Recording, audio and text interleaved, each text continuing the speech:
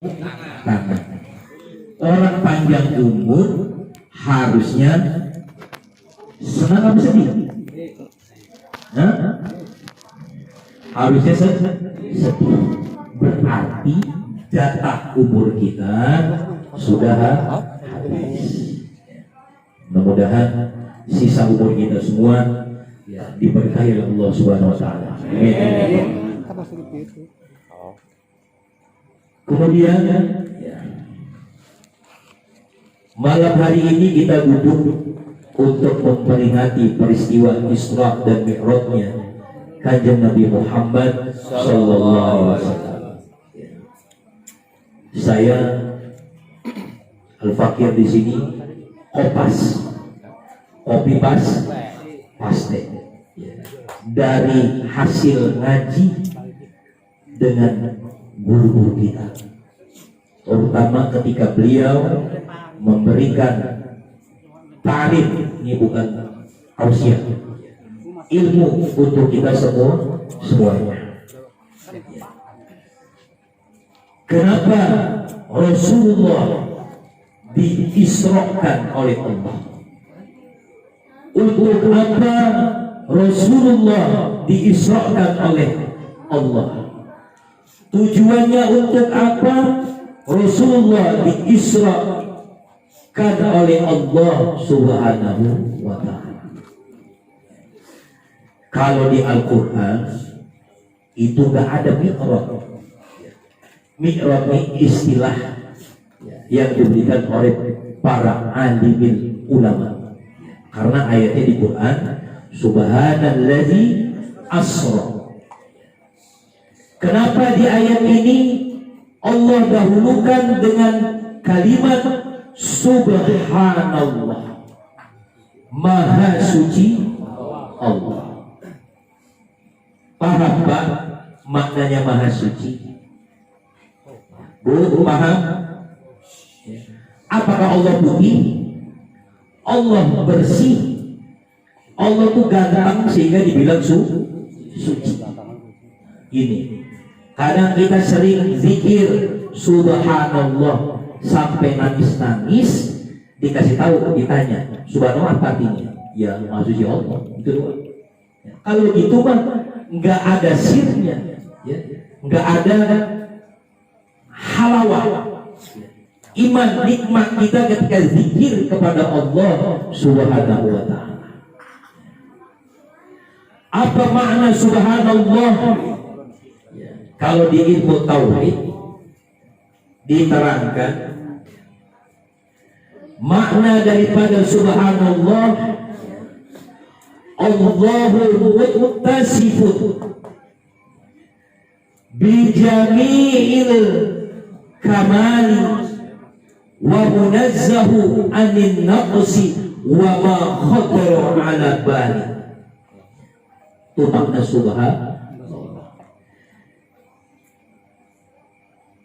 Kita sifatkan Allah Subhanahu wa ta'ala dengan seluruh sifat-sifat yang sempurna, sifat-sifat yang bagus, dan membersihkan Allah Subhanahu wa ta'ala dari sifat kekurangan ataupun yang terlintas di dalam hati manusia. Kenapa?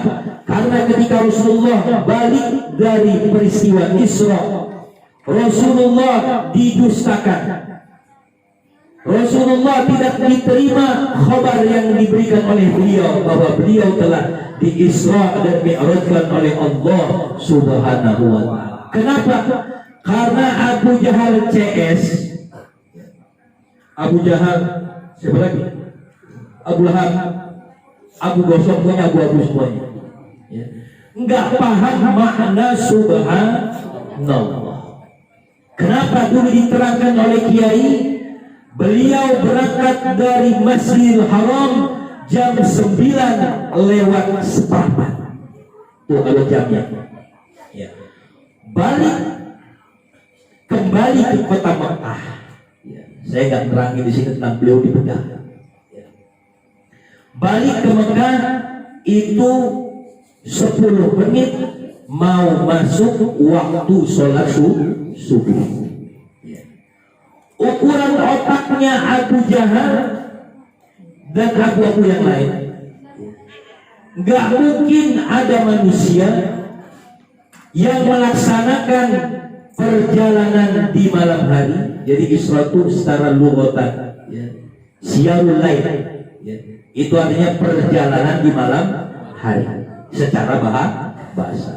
Ini jadi dari rumah nih, bapak ibu dari rumah datang ke tempat ini Isra, pulang ke rumah Isra.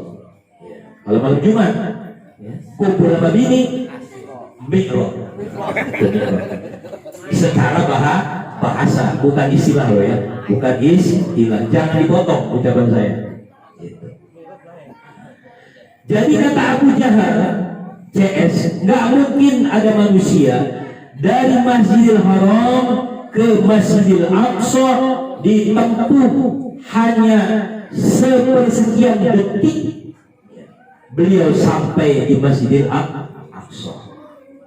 Kalau diukur jaraknya, itu Masjidil Haram sampai Masjidil Aqsa itu 4.000 kilometer.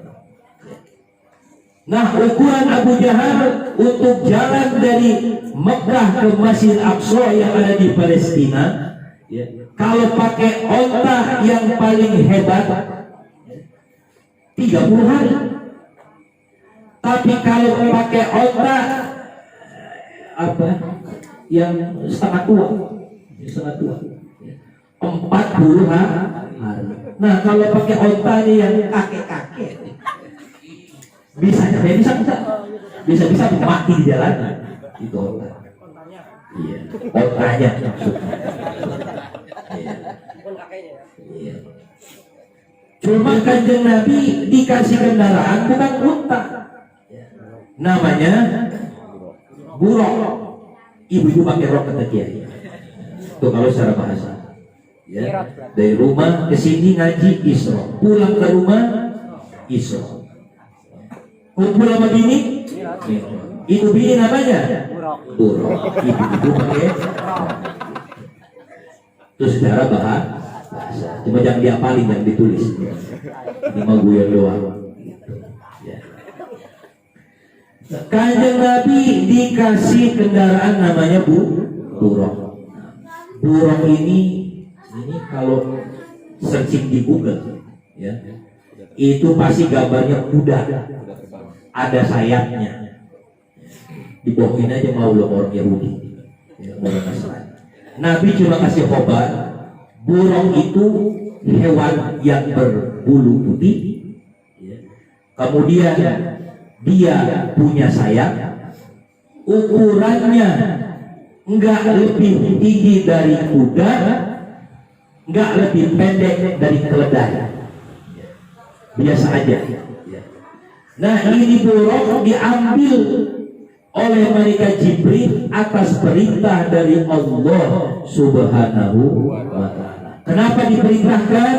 Ya, asbabun nuzul daripada surat Al-Isra ayat 1 ini diterangkan oleh Syekh Muhammad Usman Asy-Syakir Al-Hawdawi yang ada di silsilah zikir kita.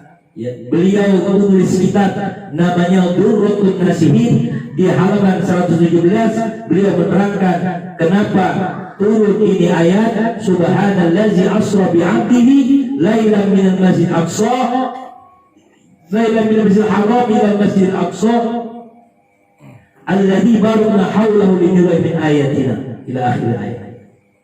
Apa kata beliau? Salah satu penyebabnya ini bumi sama langit lagi debat kusir, kata beliau. Kata bumi, langit makhluk yang hebat. Ente kan sering disanjungin sama gua, langit sama bumi. Kata langit, hebatan saya ketimbang lu, kalau bahasa Betawinya. Kenapa bisa? Di saya ada bintang, di saya ada bulan, di saya ada matahari, ada galaksi dan semacam itu yang kita lihat. Bumi nggak mau kalah. Apa kata bumi? Lebih hebat gua, kata bumi.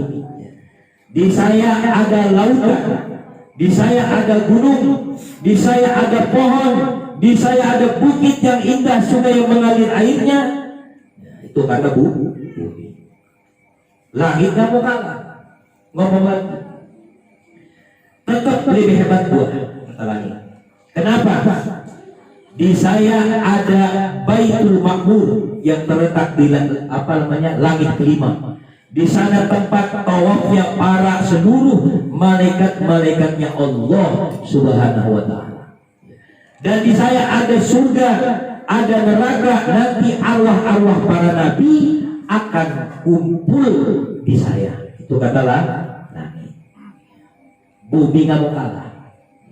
Kata bumi, oke lah kalau yang tadi mah, tapi kalau urusan arwahnya para nabi, para ulama, para wali kan belum terjadi.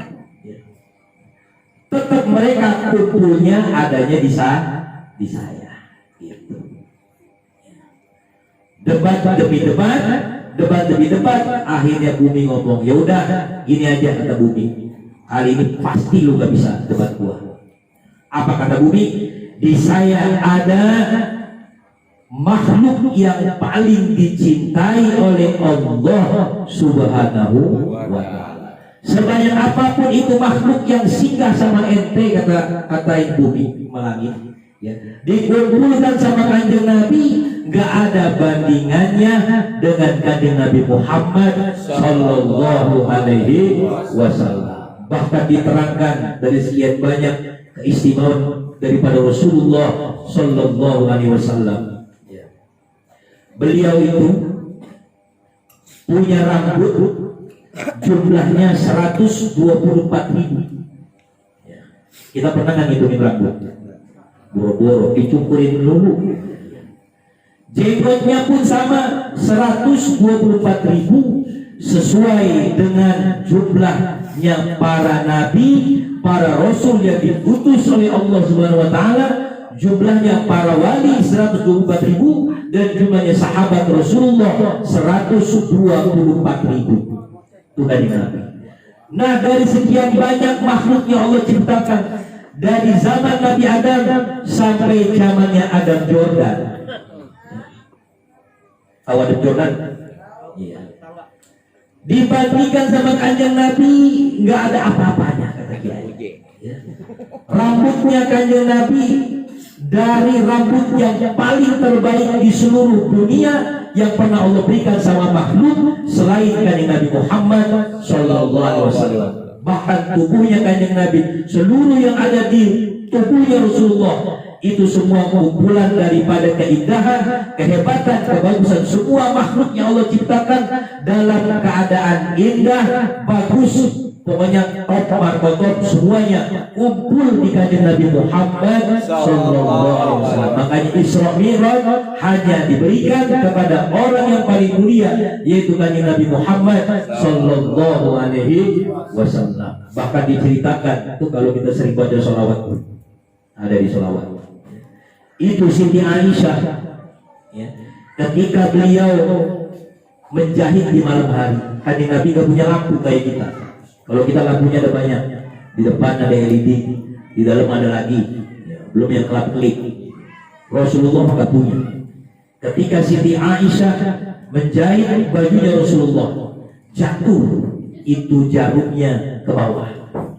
Karena nggak punya senter, nggak punya cahaya, Siti Aisyah galau. Dilihat oleh kanjeng Nabi, ya Umairah, kenapa? Ya Rasulullah, saya dijahit ini baju jenengannya, ya, jarumnya jatuh. Oh, di mana, kata kanjeng Nabi? Kayaknya di situ tuh. Itu Rasulullah tunduk, langsung kelihatan. Itu namanya jarum. Saking bersinarnya wajah kanjeng Nabi Muhammad Sallallahu Alaihi Wasallam. Bahkan kalau beliau berjalan, ya, kalau secara fisik, kalau jalan tetap beliau ukuran normal, orang biasa, ya, ukuran normal. Ya, ada sahabat yang tinggi, tapi kalau ada yang lihat jalan dari belakang, itu Rasulullah Ya, itu lebih tinggi dari seluruh yang mendampingi kanjeng Nabi Muhammad Sallallahu Alaihi Wasallam, baik lagi duduk maupun lagi berdiri. Sungguh pun yang ditemani duduk itu sahabat yang paling tinggi. Kalau jalan sama kanjeng Nabi, tetap yang kelihatan tingginya kanjeng Nabi Muhammad, ataupun duduk yang kelihatan kanjeng Nabi Muhammad Sallallahu Alaihi Wasallam. Tuh kanjeng Nabi. Ya. Belum lagi keringatnya, itu bisa jadi misi 40 hari 40 malam. Lah coba keringat kita. Ya. Bau apa? Ya. Belum perlu sama bininya buta kalau nggak dicuci cepetan. Ya. Bahkan yang lebih hebat ketika kita sering dengar dari kecil tentang kegantengan, ketampanan Nabi Yusuf alaihissalam. Nabi Yusuf itu ketika Siti Zulaikha beliau memberikan argumentasinya kepada suaminya, ya, jangankan saya, kalau Tuhan nggak percaya, hadirkan, kumpulkan itu wanita paling hebat, kemudian suruh lewat itu Nabi Yusuf alaihissalam. Benar, ketika Nabi Yusuf lewat, diceritakan dalam Al-Quran, maka itu perempuan semuanya yang lagi ngupas buah, tangannya kepotong, nggak ngerasain sakit sama sekali. Hebat kan? Kalau sekarang mana ada ya kayak begitu, ya.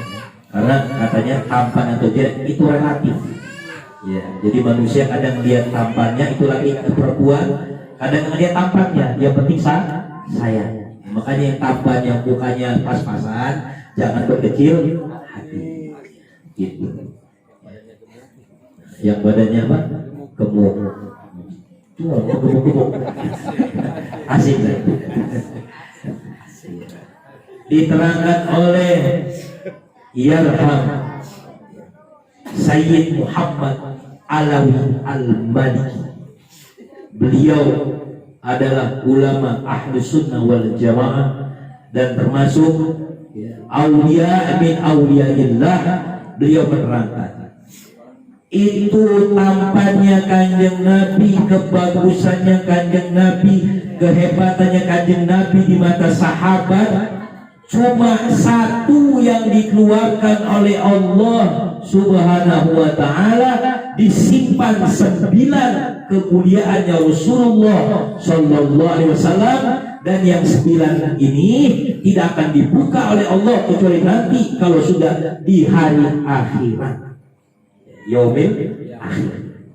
Seandainya dibuka, kata beliau Sayyid Muhammad Alawi Al-Maliki, yang 9 ditaruh sama kanjeng Nabi, niscaya kalau ditaruh perempuan bukan cuma di dalam istana, tiap yang namanya makhluk namanya perempuan, ya, kalau nanti melihat itu wajahnya kanjeng Nabi, bukan cuma miris itu tangannya, tapi dia bisa belah dadanya, ambil jantungnya, diiris-iris, dimakan, gak kerasa dan tidak mati. Tuh, hebat kanjeng Nabi, cuma dikeluarin 1. Makanya 1 doang itu Rasulullah kumpulan orang-orang yang paling top. Nah, makanya Isra Mi'raj ini ya diberikan kepada kanjeng Nabi Muhammad Sallallahu Alaihi Wasallam. Akhirnya, ya, ketika langit sudah gak bisa mendebat bumi, langit nangis ngadu kepada Allah Subhanahu Wa Taala, ya Allah, Engkaulah maha mendengar orang-orang yang bermohon kepadamu. Kabulkanlah doa saya, ya Allah. Semoga itu makhluk yang Engkau cintai, manusia yang Engkau cintai, bisa naik ke atas langit dan aku bisa menjawab pertanyaan daripada bumi. Ya, makanya oke, kalau gitu kata Allah, Jibril panggil itu kendaraan yang namanya buraq. Buraq itu hewan yang Allah ciptakan, jumlahnya ada 40, satu riwayat. 40 ini tinggalnya di Jannatul Firdaus. Ketika malaikat Jibril sudah sampai di surga, malaikat Jibril bingung ini milih yang mana karena gak ada tinta.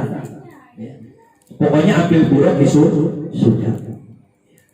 Akhirnya Jibril melihat satu buruk lagi sedih, merenung, galau, gelisah.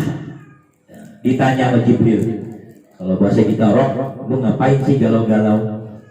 Ya Jibril, kata buruk, ini saya dari pertama diciptakan oleh Allah Subhanahu wa Ta'ala 40.000 tahun Allah sudah menciptakan saya, sudah ada itu nama Kanjeng Nabi Muhammad di arsy Allah, di pintu-pintunya surga, di pohon-pohonnya surga, tapi saya belum pernah melihat itu yang namanya Muhammad.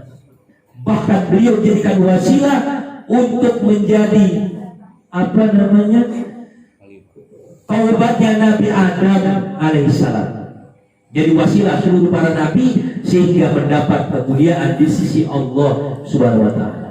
40.000 tahun Jibril, saya rindu, kangen, pengen ketemu kanjeng Nabi Muhammad sallallahu alaihi wasallam. Ya udah kalau gitu nih ente dah, gua pilih. Ya sekarang temuin nih orang yang ente kangenin, yang ente rinduin, ente galau setiap hari. Sekarang ente ditugasi sama Allah untuk ngantar kanjeng Nabi Muhammad ketemu dengan Allah Subhanahu wa Ta'ala. Bagaimana kelanjutannya?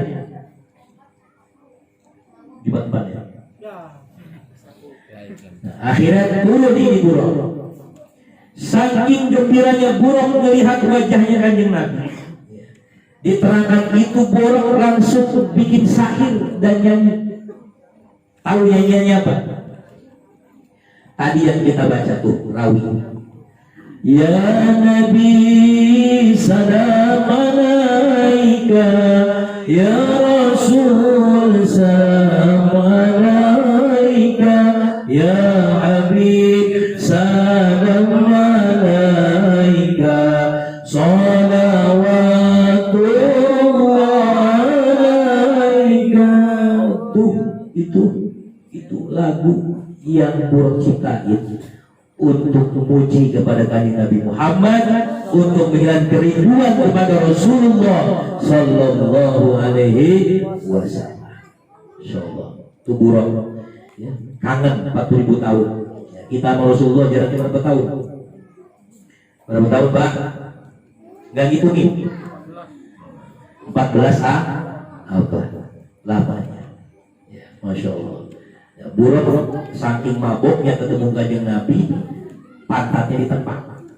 Stop, udah, ini waktunya menjalankan tugas ya.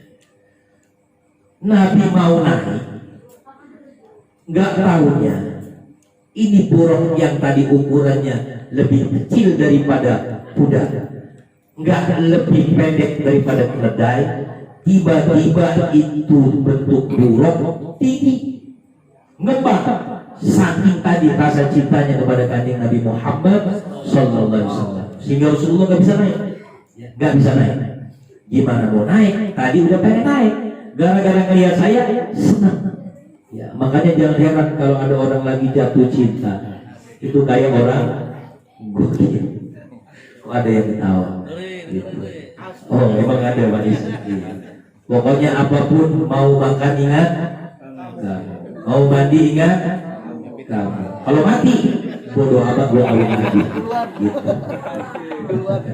Kalau orang cinta. Nah, hal bisa diterangkan oleh guru kita. Saat itu Syekh Abdul Qadir Al-Jailani, beliau belum dihadirkan oleh Allah Subhanahu wa Ta'ala dunia, tapi ruhnya dihadirkan oleh Allah ketika peristiwa Isra Mi'raj untuk memimpin para aulia yang Allah yang jumlahnya 124.000 nabi, dipimpin oleh Syekh Abdul Qadir Al-Jailani. Sehingga ketika Rasulullah ingin naik itu buruk, tidak mampu, tidak bisa, itu Syekh Abdul Qadir Al-Jailani menawarkan kepada kanjeng Nabi, ya Rasulullah, injak ini pundak saya supaya engkau bisa naik di tubuhnya buruk. Akhirnya Syekh Abdul Qadir nunduk, diinjak itu punggungnya Syekh Abdul Qadir. Ketika Rasulullah sebelum berangkat Isra, Rasulullah tahu sama Syekh Abdul Qadir Jailani, ya Abdul Qadir Jailani, nanti kalau engkau dihadirkan oleh Allah SWT di dunia, maka seluruh wali yang ada di dunia berada di telapak kakimu, karena telapak kakiku ada di punggungmu. hadir Syekh Abdul Qadir, ada bekas tapaknya kanjeng Nabi Muhammad sallallahu alaihi wasallam. Ini peristiwa kayak begini nggak bisa dihitung pakai akal, ya harus pakai iman. Ya, kalau pakai akal nggak mampu. Ya, dari Mekah ke Masjidil Aqsa ditempuh 40 hari, tapi cuma sepersekian detik. Ya, itu kanjeng Nabi udah sampai di Masjidil Aqsa, bajunya nggak robek-robek, tetap bagus, nggak kayak komeng. Ya, ada iklannya tuh di deterjen. Jembatan hancur, baju robek-robek. Ya mah semakin di depan. Gak ada kayak Nabi gak begitu. Ya, gak begitu. Terus bagaimana? Jangan dipikirin. Udah pakai dengan iman. Kenapa? Burung itu muslaqun minal barqi, kecepatannya 1/70-nya daripada kilat yang ada di dunia. Bayangin. Tuh kalau kita lihat kilat, nyamber orang berapa detik. Nah itu burung ini kebaikan Nabi 1/70-nya kecepatannya dibanding kilat yang Allah ciptakan ada di bumi. Akhirnya kanjeng Nabi sudah sampai di Masjidil Aqsa, ditunggu oleh para nabi 124.000 nabi. Kemudian beliau melakukan sholat, tapi sholatnya bukan kayak sholat 5 waktu, karena belum ada perintahnya. Beliau sedang menuju atau OTW kalau bahasa kita, mendapat perintah sholat yang sebenarnya. Jadi sholatnya bagaimana? Ya ulama khilaf, beda pendapat. Ya ada yang bilang mengatakan satu pendapat sujud aja, ada yang bilang berdiri toh, tapi itu mesti dipikirin. Yang penting sholat yang sekarang itu sholat yang diperintahkan oleh Allah Subhanahu wa Ta'ala. Ya, akhirnya ya kanjeng Nabi berangkat. Ya, ke mana berangkatnya? Tuh, nggak tahu. Ke Sidratul Muntaha. Sidratul Muntaha. Di langkah pertama Rasulullah ketemu dengan Nabiullah Ibrahim, Nabiullah Adam. Kemudian di langit yang kedua beliau ketemu Nabi Yahya dan Nabi Isa. Langit ketiga ketemu Nabi Yusuf. Langit keempat ketemu Nabi Idris. Langit kelima ketemu Nabi Harun. Langit keenam ketemu Nabi Musa. Langit ketujuh ketemu Nabiullah Ibrahim. Kok saya hafal? Habis baca. Tuh, makanya gua hafal. Kalau nggak baca gua nggak hafal. Beres nyampe sana, sampai di Sidratul Muntaha. Itu Sidratul Muntaha. Ya, diterangkan oleh ulama kita. Kalau ada benda yang sampai di Sidratul Muntaha, nyampe sana nggak bisa balik lagi. Ya, nyampe Sidratul Muntaha nggak bisa balik. Ya mau ke sana nggak bisa. Tapi kanjeng Nabi bisa. Kenapa? Subhanallah. Allah Maha Mampu, Allah Maha Bisa. Nggak bakal ada satupun yang menghalangi kehendaknya Allah Subhanahu wa Ta'ala. Makanya sekarang dibahas oleh ilmuwan antariksa seluruh dunia. Itu kalau kita nonton di Discovery Channel, ya itu kan kalau di luar angkasa orang terbang. Benar, ada yang pernah tersesat, itu saya pernah nonton.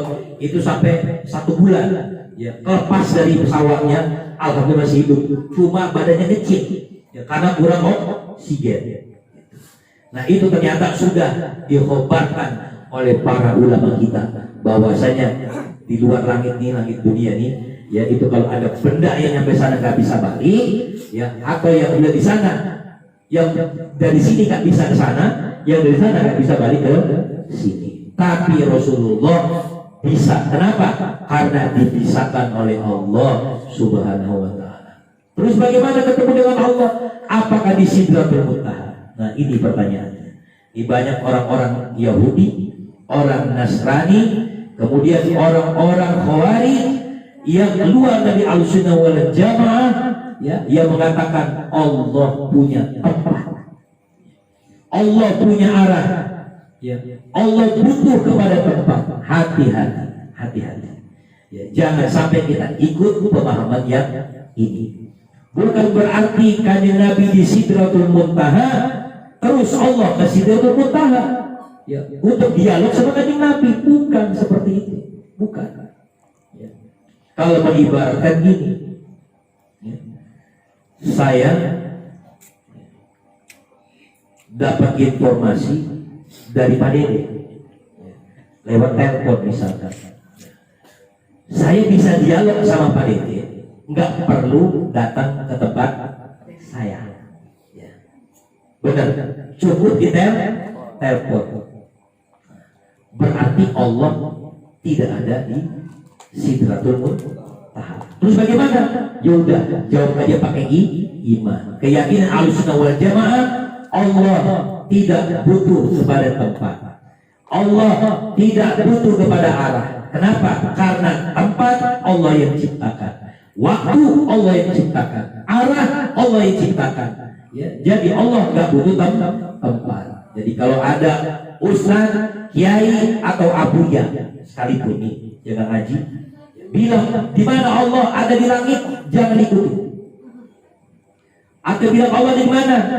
Ya, ada di Sidratul Muntaha, jangan diikuti. Kenapa? Karena Allah laisa bimuhallal muhassasa. Allah itu gak butuh pada tempat, karena Allah yang menciptakan tempat, dan Allah tidak butuh kepada yang menciptakan, karena Allah yang menciptakan. Itu makna daripada subhanallah, mensucikan Allah dari sifat-sifat kekurangan. Sekarang pakai akal. Seandainya langit nggak diciptain, arasy nggak diciptakan, waktu sepertiga malam nggak ada, itu Allah ada di mana? Benar. Iya.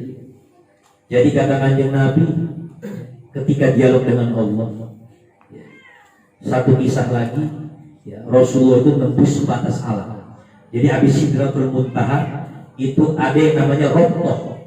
Roqtoh ini batas alam terakhir antara alam ketuhanan dan alam makhluk.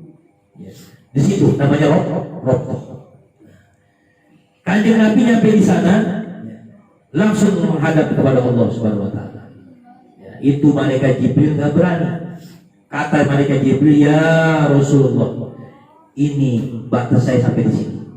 Lewat sedikit hancur lebur. Jadi yang bisa siapa? Kanjeng Nabi Muhammad Sallallahu Alaihi Wasallam. Akhirnya ya Rasulullah mi'raj dengan kehendaknya Allah Subhanahu wa taala. Ya, kata Kanjeng Nabi, nggak ada hitam, nggak ada gelap, nggak ada kanan, nggak ada kiri, nggak ada pendek, nggak ada panjang, nggak ada, pokoknya sebutan yang ada di dunia tadi.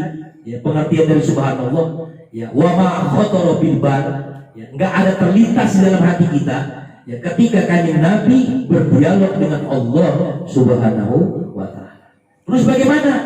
Sayyidina Abu Bakar tanya sama Kanjeng Nabi, ya Rasulullah, ya, bagaimana engkau bertemu dengan Allah? Ya Abu Bakar, ya, kalau hari ini saya buka kepada engkau, bagaimana saya berdialog ketemu dengan Allah Subhanahu wa taala, hari ini langsung kiamat, kata Kanjeng Nabi. Nanti kamu ngerasain akan melihat zatnya Allah sebagaimana manusia nanti melihat kepada bulan purnama yang terang benderang. Bagaimana caranya? Udah itu mah serahin kepada Gusti Allah.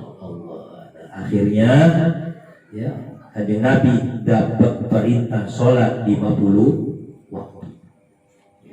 Sholat 50 waktu. Turun ditanya Nabi Ibrahim, ya Rasulullah, dapat apa dari Allah? Sholat 50 waktu. Nabi Ibrahim diam. Tapi pas lewat Nabi Musa, dapat berapa Muhammad?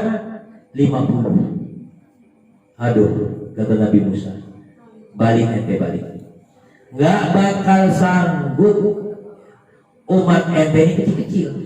Umat gue yang badannya gede-gede, ya, umurnya panjang, fisiknya kuat, ya, nggak sanggup 50. Balik, kata Nabi Musa. Ya, jadi Nabi Musa sebenarnya diterangkan oleh guru kita diiri sama Kanjeng Nabi Muhammad. Kenapa? Rasul terakhir, umatnya yang paling banyak. Kelebihannya banyak diberikan oleh Allah kepada umatnya Kanjeng Nabi Muhammad Sallallahu Alaihi Wasallam. Di mana salah satunya diterangkan oleh Nabi Adam Alaihissalam dan Nabi Adam, ini umatnya Muhammad, masya Allah. Saya Nabi, ketika saya bikin kesalahan, bajunya copot, langsung telanjang bulat. Kita umatnya Rasulullah bikin kesalahan. Pakai baju kan? Masih ada bajunya, bagus lagi. Beli Tanah Abang. Saya maksiat, bukan maksiat, terpeleset khilaf.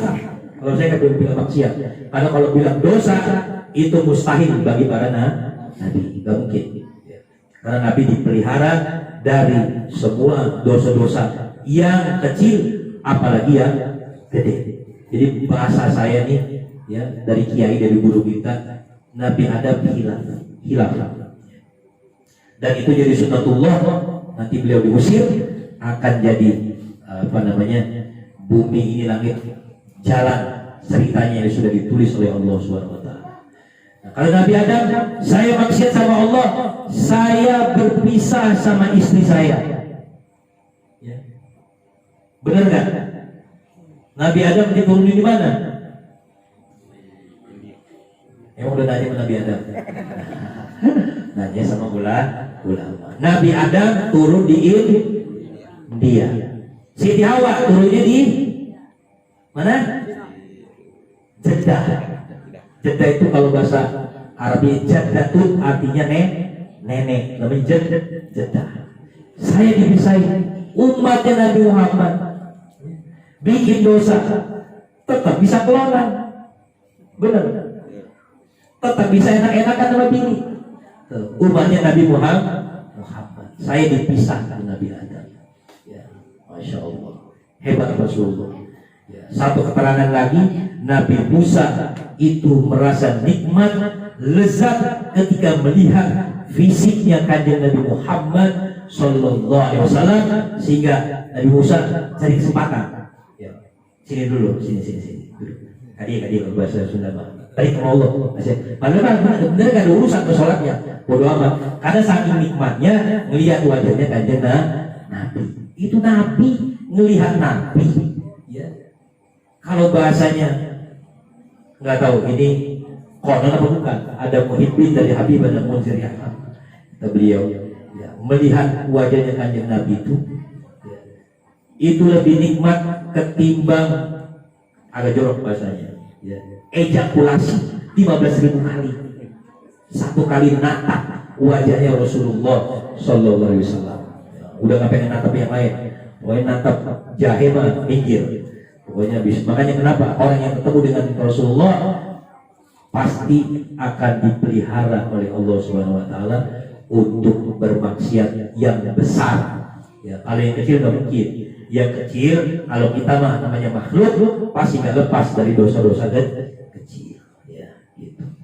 Tapi jangan niatin dosa-dosa kecil. Mau ada, ya besok minta nomor HP-nya, WA segala macam. Asik kan dosa kita. Jangan asik kan, tak keterusan kan.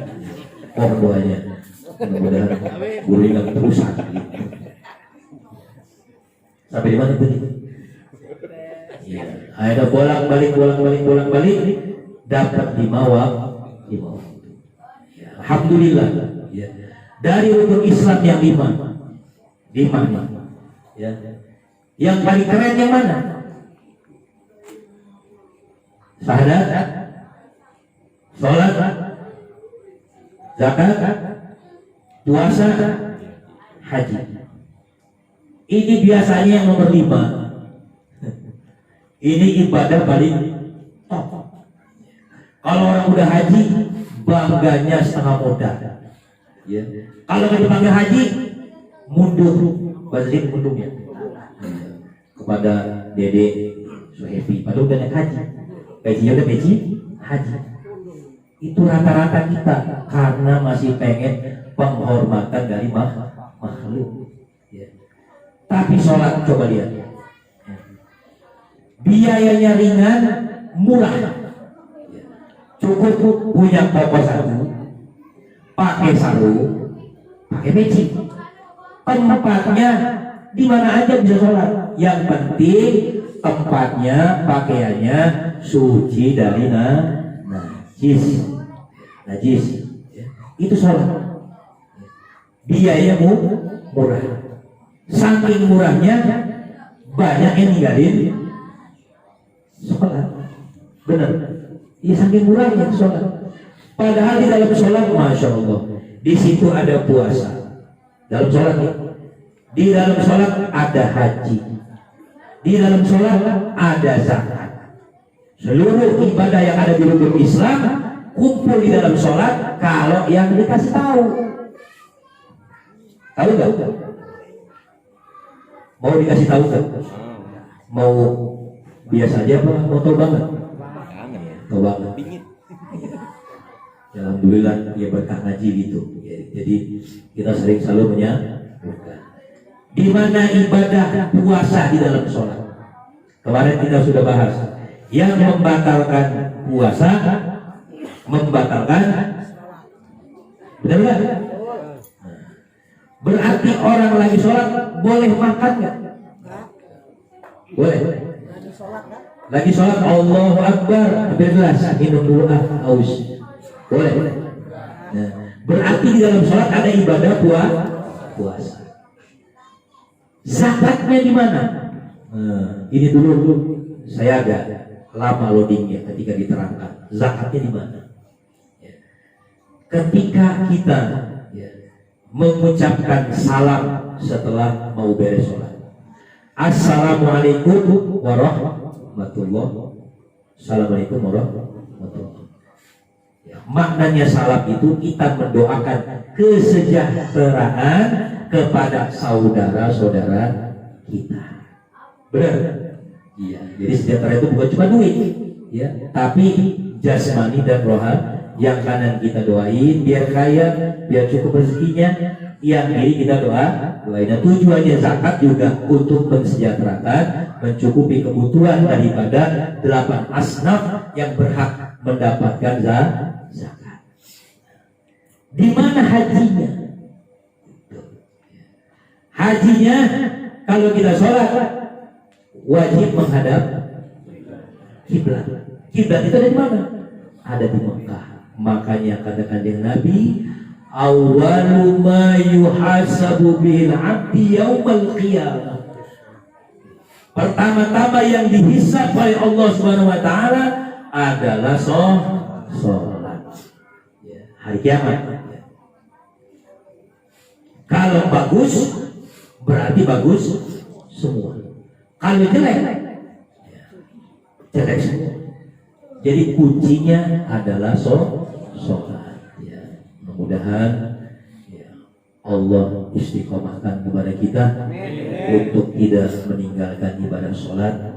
Di mana kanjeng Nabi sudah berjuang zahir dan batin memperjuangkan kepada kita sebagai umatnya. Ya, seringan-ringannya itu ibadah, tapi sehebat-hebatnya itu pahala di sisi Allah Subhanahu wa taala. Ya, pokoknya mah jangan pernah mikirin gua khusyuk enggak, ya, diterima apa enggak, jangan. Ya, yang penting lu sholat. Kenapa? Kalau kita sholat ada harapan diampuni oleh Allah Subhanahu wa taala. Dan yang kedua, ya jangan lupa ngaji itu ilmu sholat. Apa yang menjadi syarat sahnya sholat, ada yang menjadi rukunnya sholat, batalnya sholat, sunnah-sunnahnya sholat. Itu semua wajib dipelajari kalau mau sholatnya diterima oleh Allah Subhanahu wa ta'ala.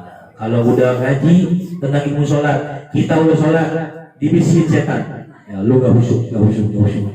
Bodoh amat, khusyuk gak khusyuk, yang penting gua suruh sujud. Nanti kalau ngadep ke Gusti Allah, ente ngapain di dunia? Ya Allah, saya pernah sujud. Makanya ini sujud, ya, sahabat yang menghargai sujud itu Sayyidina Umar ibn Khattab radhiyallahu anhu.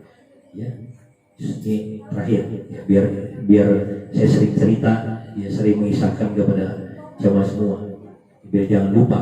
Ya, ketika Sayyidina Umar ditusuk oleh pedang, ya, najib beliau sekarat itu 3 hari 3 malam baru wafat. Saking kuatnya fisiknya itu Sayyidina Umar bin Khattab. Kalau kita beri ancam sekali istet gitu. Tapi Sayyidina Umar 3 hari 3 malam baru meninggal dunia. Nah, dalam kondisi sekarang itu Umar nanyain sama sahabat yang lain, siapa yang bunuh saya? Saya lupa namanya. Siapa yang bunuh saya? Ya. si fulan, ya Amirul Mukminin. Umar tidak tanya rumahnya di mana, dia tinggal di mana. Yang ditanya sama Umar, dia itu pernah sujud apa enggak? Oh, bukan Amirul Mukminin, dia itu bukan orang Islam, tapi penyembah api, orang Majusi atau Majusi. Itu orang yang menyembah api. Apa kata Sayyidina Umar? Alhamdulillah. Malah bilang alhamdulillah, saya ditusuk, dihujamkan ini pedang sama orang yang gak pernah sujud kepada Allah Subhanahu wa Ta'ala. Ya, kalau bahasa ini mah boleh gak pantas. Lu kiai nerangin, Umar itu preman, mantan preman. Ya, semua preman udah ditaklukin sama Umar. Yang hebatnya kayak apa? Ya, harusnya kalau kata Umar, yang nusuk gua nih, gua pengen dendam sama dia nih, pengen gua balas nanti di akhirat. Cuma kata Umar, ya berhubung dia nggak pernah sujud, udahlah sekalian aja, nggak bakal ada harapan. Soalnya kata Umar, kalau itu orang yang nusuk saya, itu orang yang sujud, orang Islam, ya, saya nggak bisa menuntaskan apa namanya, kalau bahasa kita mah dendamnya, ya, lu nusuk gua tusuk lagi. Kenapa? Bisa jadi kata Sayyidina Umar, ada salah satu sujudnya si orang tadi yang nusuk saya yang diterima oleh Allah Subhanahu wa Ta'ala dengan rahman rahimnya Allah Subhanahu wa Ta'ala, dan dia dimasukkan ke surganya Allah Subhanahu wa Ta'ala. Ya, itu sujud. Udah pokoknya mah sholat. Ya, jangan sampai ya apa namanya keluar waktu lah. Jangan sampai keluar waktu karena kita ngurusin dunia. Hanya itu yang bisa saya sampaikan. Mudah-mudahan ada manfaat untuk kita semua. Mudah-mudahan tadi Allah memudahkan kita untuk terus melakukan ketaatan kepada Allah Subhanahu wa Ta'ala. Allah ampuni segala dosa-dosa kita, dan mudah-mudahan Allah kumpulkan kita semua bersama dengan guru-guru kita, bersama dengan para aulia, dan bersama dengan para sholihin, dan juga para syahidin, dan juga para anbiya wal mursalin, dan puncaknya kita dikumpulkan bersama kanjeng Nabi Muhammad sallallahu alaihi wasallam. Billahi taufiq hidayah. Wassalamualaikum warahmatullahi wabarakatuh. Waalaikumsalam. Auzubillahi minasyaitonir rajim. Bismillahirrahmanirrahim. Alhamdulillahirabbil hamdan syakira hamdan hamdan yuwafi ni'amaka fi mazida. Ya Rabbana wa ilahana lakal hamd wa lakal syukru kama yanbaghi li jalali wajhika wa li 'azimi sultani. Allahumma salli wa sallim ala sayyidina Muhammadin wa ala alihi wa sahbihi wa ala jami'il anbiya'i wal mursalin wa alaina ma'hum bi rahmatika ya arhamar rahimin. Allahumma ya hadil mudillin wa ya arhamar muzlimin wa ya muqila azratil azirin irham abdaka min zal hazaril azim wal muslimina wa ahlana wa asatizana min ahli la ilaha illallah ajma'in waj'alna min al-akhyaril marzuqin ma'al ladina an'amta alaihim minan nabiyyin wasiddiqin wasyuhada'i wassalihin wa hasuna ulaika rafiqa birahmatika ya arhamar rahimin. Allahumma aslih ummat sayyidina Muhammad, Allahumma arham bi ummati sayyidina Muhammad, Allahumma farrij an ummati sayyidina Muhammad, Allahumma ighfir li ummati sayyidina Muhammad, Allahumma ajbur li ummati sayyidina Muhammad, Allahumma afi li ummati sayyidina Muhammad wa li jami'i man amana bika birahmatika ya arhamar rahimin. Allahumma ighfir lana dhunubana wa li walidayna warhamhuma kama rabbayana shaghira wa ikhwani allazina sabaquna bil iman illa lil ladzina amanu rabbana innaka ra'ufur rahim.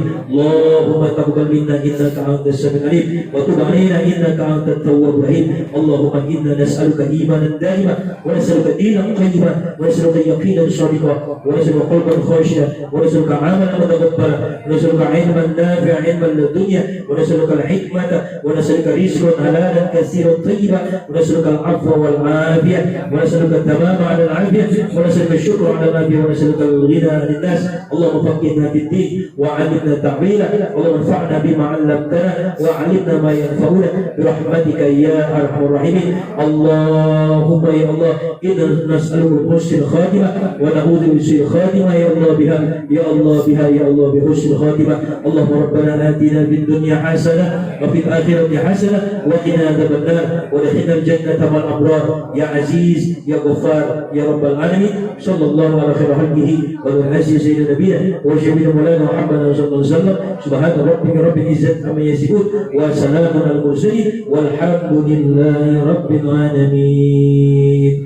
Ya Rabbi bil Mustafa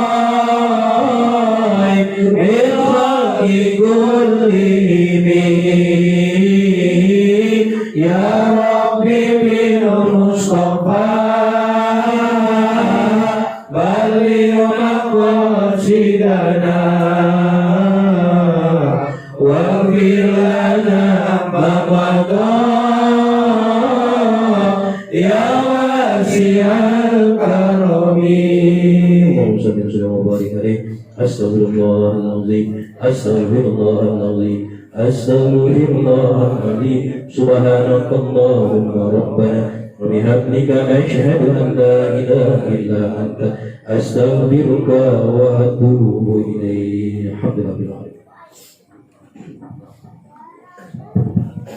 Alhamdulillahirabbil alamin. Jazakallahu khairan. Terima kasih. Mudah-mudahan rangkaian acara di malam hari ini diberkahi oleh Allah dan oleh yang kita harapkan pun sudah ada di tangan. Tinggal kita komitmen dengan iman. Mudah-mudahan sholat kita menjadi bekal ibadah untuk nanti di alam akhirat. Untuk itu kepada Bapak dan hadirin sekalian, dari mulai awal ini hingga akhir, mungkin sudah paham pasti saya manusia biasa dan sudah tentu banyak kesalahan dan kehilapan. Mudah-mudahan hadirin sekalian memaafkannya, bila mana dari awal hingga akhir saya banyak kesalahan-kesalahan. Karena kan ditunjuk jadi MC itu dadakan, pas mau maghrib langsung harus jadi MC, bingung saya mau ngomong apa. Alhamdulillah saya sudah dimampukan oleh Allah bahwa pada malam hari ini semuanya sesuai dengan harapan kita. Amin ya rabbal alamin. Wabillahi taufiq wal hidayah. Wassalamualaikum warahmatullahi wabarakatuh. Para jamaah, coba tumpeng yang ada di dalam supaya dikeluarkan. Coba dibantu.